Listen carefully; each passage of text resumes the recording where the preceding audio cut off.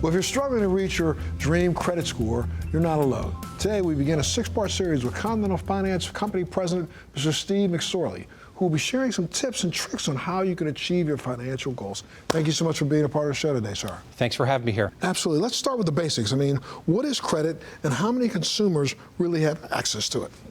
Credit is the ability for consumers to borrow money for things like goods and services that they promise to repay at a later date. Now, in this country, there are 232 million consumers that actually have a FICO score. That represents 90% of the age-eligible credit population, meaning 18 years of age or older. Right. Now, there's another 10% that represents 25 million consumers who are credit invisible.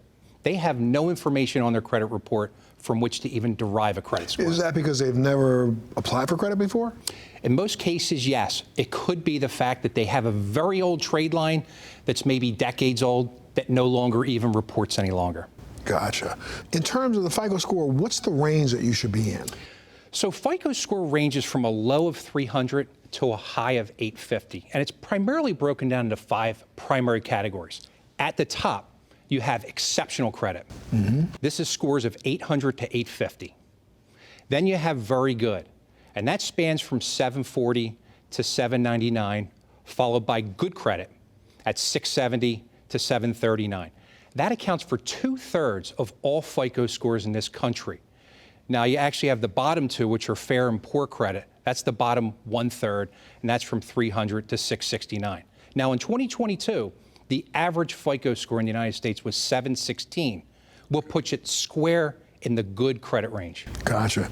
You know, like for many years, consumers were left in the dark and wondering how their FICO score is even derived. So there must be some things that they can do to improve them, right? There's some factors that they can use. There are. There's 5 primary factors affecting FICO score. The top 2 account for 65% of the weighting of the FICO score. Payment history being number 1. Okay. This looks at how timely consumers are making payments on all of their trade lines. Not just one or some of them, all of them. That's the important point. Next is credit utilization. And this takes a look at the amount of debt a consumer has outstanding relative to the amount of credit they've been extended. Okay. So by way of example, I like to use somebody who has a credit card and they have a credit limit of say $5,000. They carry a $1,000 balance. That's a 20% utilization rate. Typically, FICO likes to see utilization rates at 30% or less. Oh. So as rates go above that, it could have a negative effect on a person's credit score. So make sure if you have a credit card of $5,000 limit, you don't really want to go over like maybe $1,500. That's correct. Okay. That's correct. Other factors? Other factors. So next one's looking at length of credit history. So how long has a consumer had trade lines open in their name?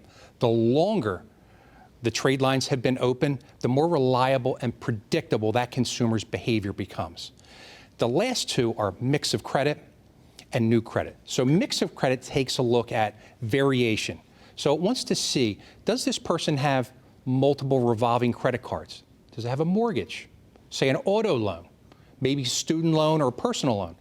The more variability, the more predictable that consumer becomes.